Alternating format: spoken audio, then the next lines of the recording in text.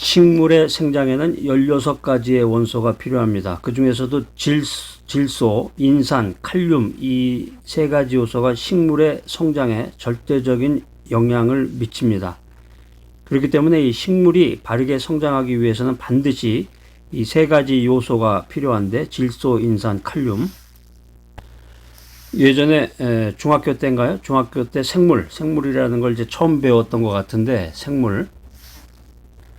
저도 지금 생각해보면 중학교 1학년 때 그 생물 선생님이 생각이 납니다. 그 선생님 이름도 생각나고 그때 수업 장면 같은 거 뭐 재밌었던 일 이런 것도 생각이 나는데 제가 중학교 1학년 때 이제 생물 시간에 제가 그 중간고사 기말고사를 보죠.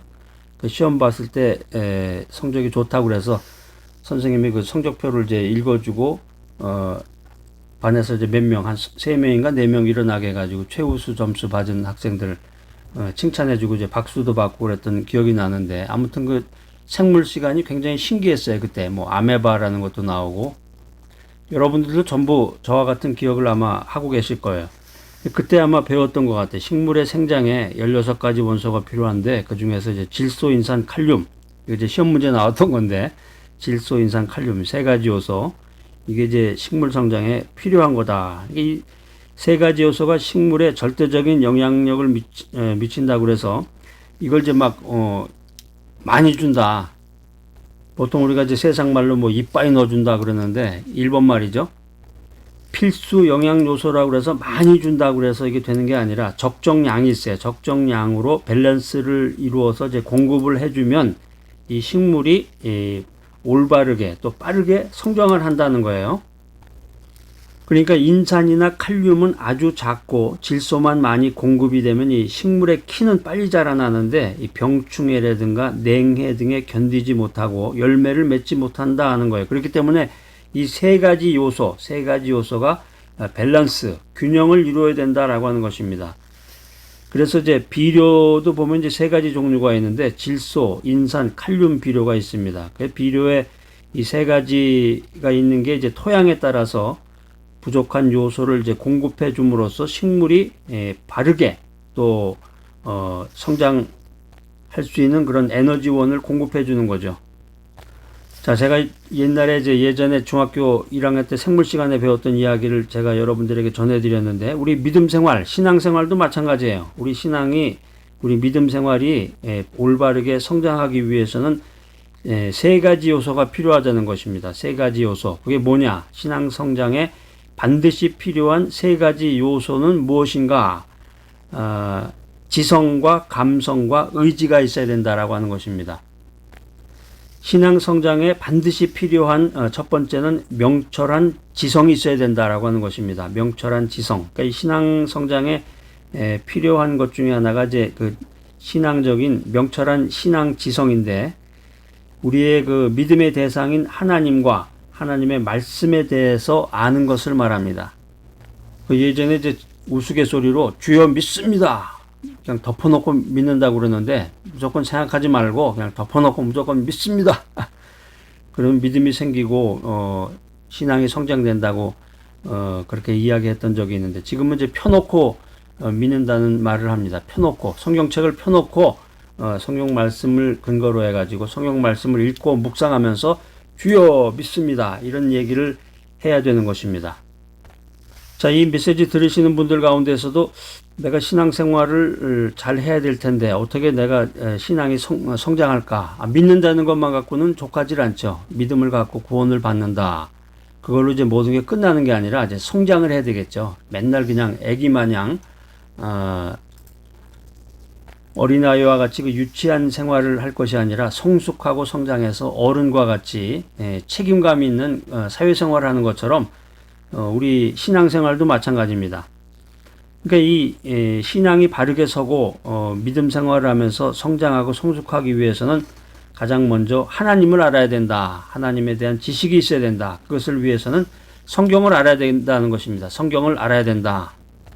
우리가 하나님이 누군지 믿음의 원리가 무엇인지를 알지 못하고 하나님을 믿는다. 믿음 생활을 한다. 이거 정말 난센스고 앞뒤가 맞지 않는 말입니다. 성도의 신앙생활의 규범이 되는 이 하나님의 말씀, 성경을 알지 못하고는 신앙생활을 할 수 없는 것입니다. 자, 신약성경 로마서 10장 14절에 있는 말씀 한번 찾아서 읽어보도록 하겠습니다. 자, 다 같이 한번 큰 목소리로 읽어보겠습니다. 시작. 그런즉 저희가 믿지 아니하는 일을 어찌 부르리요? 듣지도 못한 일을 어찌 믿으리요? 전파하는 자가 없이 어찌 들으리요? 자, 여러분들 이렇게 동기부여가 되니까 재밌죠? 성경 구절 찾는 것도 그냥 이런 아무런 그 동기부여가 없이 그냥 창세기 1장 1절부터 요한계시록까지 읽는다. 이게 참 굉장히 막막한 일이고 쉽지 않은 일인데 머리에 쏙쏙 들어가게 동기부여를 해주면서 성경 구절을 하나씩 찾아서 이렇게 언더라인도 긋고 큰 목소리로 이렇게 따라서 읽으면은 참 성경이 친숙해지고 하나님의 말씀을 통해서 우리가 하나님을 더 알게 될 줄로 믿습니다.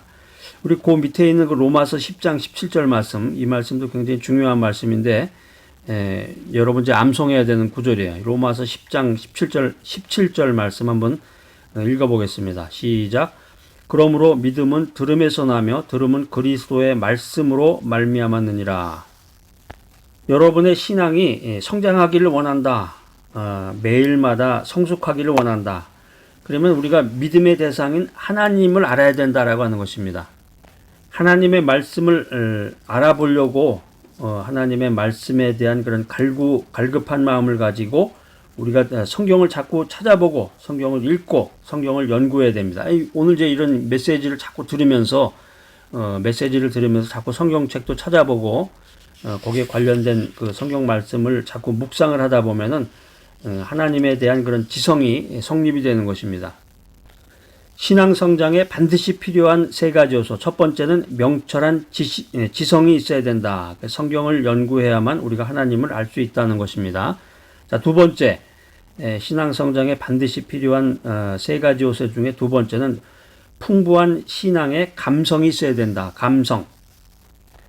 우리가 이제 하나님에 대한 지식이라든가 하나님에 대한 그 지성은 충족이 되어 있는데 감성이 없다. 그러면 이게 올바른 신앙이 될 수가 없습니다. 많이 안다 그래서 이게 신앙이 아니라 신앙에는 풍부한 감성이 동반되어야 된다라고 하는 것입니다. 우리가 예술을 생각해 보면 이제 음악이라든가 그림 같은 거 생각해 보면은 이런 이론적인 것만 가지고 음악의 이론이라든가 그림의 이론만 가지고 훌륭한 예술가가 될 수 없습니다. 훌륭한 예술가가 되려면은 자기가 이제 재능도 있어야 되지만 지식도 있어야 되고 더 나아가서 풍부한 감성이 필요하다. 이 풍부한 감성이 있을 때 훌륭한 예술가로 성공할 수 있다라고 하는 것입니다. 같은 원리로 우리의 믿음과 우리의 신앙도 이 풍부한 감성이 동반이 될 때 올바르고 빠르게 성장할 수 있다라고 하는 것입니다. 우리가 말씀을 읽고 기도하면서 회개하는 마음을 갖고 하나님의 은혜에 대해서 민감한 반응을 해야 됩니다. 하나님의 은혜를 입을 때 즉각적으로 하나님의 은혜에 감사하고 하나님의 은혜를 찬양해야 됩니다. 그리고 더 나아가서 우리의 믿음의 대상인 하나님을 열정적으로 사랑해야 된다라고 하는 것입니다. 자, 여러분들 어떻습니까? 이런 풍부한 감성을 가지고 계시나요? 우리의 죄악됨과 또 하나님의 은혜에 대해서 민감하게 반응하는 이런 풍부한 감성이 필요합니다. 자, 이 메시지 들으시는 분들 가운데서 자신의 그 신앙의 감성이 메말라 있다. 하나님께 대한 찬양, 할렐루야. 하나님의 은혜에 대해서 예민한 그런 마음, 이런 것들이 부족하다, 메말라 있다. 그러면 여러분의 마음에 풍부한 감성의 비료를 뿌리시기 바랍니다. 자, 그러니까 은혜 받으면 할렐루야, 하나님을 찬양하는 마음, 하나님께 감사하는 마음이 있어야 돼요. 그래야 이제 풍부한 신앙의 감성을 소유한 사람이 되는데, 신앙 성장에 필요한 세 가지 요소. 첫 번째는 뭐라 그랬어요? 명철한 지성. 두 번째는 풍부한 신앙의 감성. 마지막 세 번째는 확고한 신앙의 의지가 필요합니다. 우리가 보통 이제 의지력이라고 그러는데, 의지라는 건 이제 어떤 일을 결단하고 그것을 추진하고 실행하는 능력을 가리킵니다. 그렇기 때문에 이 신앙의지라고 하는 것은 우리가 신앙의 열매를 맺는데 꼭 필요한 요소입니다. 확고한 신앙 의지가 없으면 신앙생활의 결실을 맺을 수가 없습니다. 그러니까 내가 말씀 보고 기도하는 가운데서 주님께서 나에게 말씀을 전하라, 땅끝까지 이르러 내 증인이 되라, 이런 말씀을 전해 주셨구나. 내가 전도하고 선교하는 사람이 되어야 되겠구나. 그래서 하나님께 영광을 돌려야 되겠구나. 이런 지성적인 생각만 가지고 안 된단 말이에요. 할렐루야 아무리 해도 소용없어요. 결단을 통해서 내 주변에 있는 말씀을 전하는 귀한 분에게 내가 물질적으로 헌금을 해야 되겠구나. 그분을 위해서 기도해야 되겠구나. 그분의 사역을 도와야 되겠구나. 이런 의지력이 필요한 것입니다. 이런 의지가 있을 때, 확고한 신앙의 의지가 있을 때 결실이 맺어진단 말이에요. 눈에 보이는 가시적인 결실이 맺어지고 하나님께서 영광을 받으시고 나의 신앙이 성장이 되고 나의 신앙이 성숙된다라고 하는 것입니다. 우리가 인생을 가리켜서 이제 마라톤에 비유하기도 하는데요. 마라톤이 거리가 얼마나 되나요? 42.195km인데 마라톤이라고 하는 것이 아주 긴 거리죠. 42.195km를 끝까지 달리고자 하는 이런 의지력이 있어야 돼. 마라톤 선수에게 필요한 것은 이 42.195km를 끝까지 달려야 되겠다. 이런 의지력이 있어야 승리할 수 있다라고 하는 것입니다. 또 높은 산을 오르는 에베레스트 같은 높은 산을 오르는 등산가에게는 산을 정복하고자 하는 이 의지가 필요하다는 거예요. 의지가 있어야 산을 정복할 수 있다라고 하는 것입니다. 우리 믿음 생활도 마찬가지예요. 우리 신앙도 마찬가지예요. 우리 신앙생활은 이 마라톤 경주라든가 에베레스트와 같은 높은 산을 오르는 그 등산과 같은 거예요. 신앙생활이라는 게 쉽지 않은 겁니다. 인생 자체가 이제 고해라고 그래서 고통의 바다다. 인생을 산다는 것 자체가 쉽지 않은 일인데 믿음 생활, 신앙생활이 쉽지 않습니다. 믿음 안에서 믿음의 마라톤을 하거나 또는 믿음의 등산을 하게 될 때 여러 가지 시험이 닥쳐옵니다. 돈 문제라든가 건강 문제라든가 또 부모나 형제나 자녀의 여러 가지 그런 장애물들이 시험거리들이 계속해서 매일마다 우리들에게 닥치는 것입니다. 그래서 믿음 생활하다 보면은 생명의 위협까지도 받게 되는 거예요. 그러니까 이 확고한 신앙의 의지가 없다면은 중도 포기죠. 그냥 때려쳐버리자.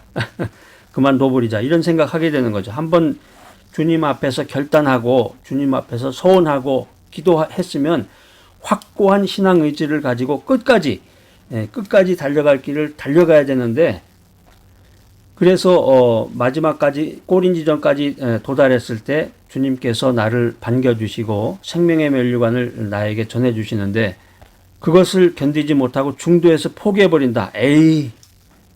우리가 세상 말로 이거 아니면 딴 거 없겠어 뭐 이런 식으로 해가지고 포기하는 경우가 많은데 신약성경 마태복음 16장 24절입니다. 주님의 말씀에 그런 우리들을 위한 그런 지혜의 말씀이 기록이 되어 있어요. 마태복음 16장 24절에 보면은 아무든지 나를 따라오려거든 자기를 부인하고 자기 십자가를 지고 나를 쫓을 것이니라. 그러니까 믿음 생활이라는 게 내 생명까지도 내놓고 신앙의 경주를 다할 의지를 가져야 됩니다. 그런 의지력이 있어야 된다라고 하는 것입니다. 이 확고한 의지로 어떠한 난관에도 흔들리지 않고 신앙의 경주를 다 마치게 되면 주님께서 우리에게 생명의 면류관을 주실 것을 믿습니다. 자, 식물의 성장에 질소, 인산, 칼륨의 세 가지 요소가 반드시 있어야 되듯이 우리 믿음의 생활에서도 지성과 감성과 의지가 반드시 있어야 된다라고 하는 것입니다. 더 나아가서 이 세 가지 요소가 균형을 이루어야 된다. 밸런스를 이루어야 된다라고 하는 것입니다. 이것을 가리켜서 이제 지정의 신앙이라고 그러는데 지정의, 지성의 지자하고 감성을 이제 정이라고 하고 의지를 의라고 해서 지정의 신앙. 이 지정의 신앙이 될 때 우리의 신앙은 비로소 열매 맺는 견실한 신앙이 된다. 이 사실을 믿으시기 바랍니다. 자, 오늘 이 귀한 메시지 들으신 여러분들 명철한 지성, 풍부한 신앙의 감성, 또 확고한 신앙의 의지를 가지고 또 그것을 잘 밸런스를 맞춰서 균형을 이룸으로써 신앙생활의 성장을 이루는 귀하고 복된 여러분 모두가 되시기를 간절히 기대합니다.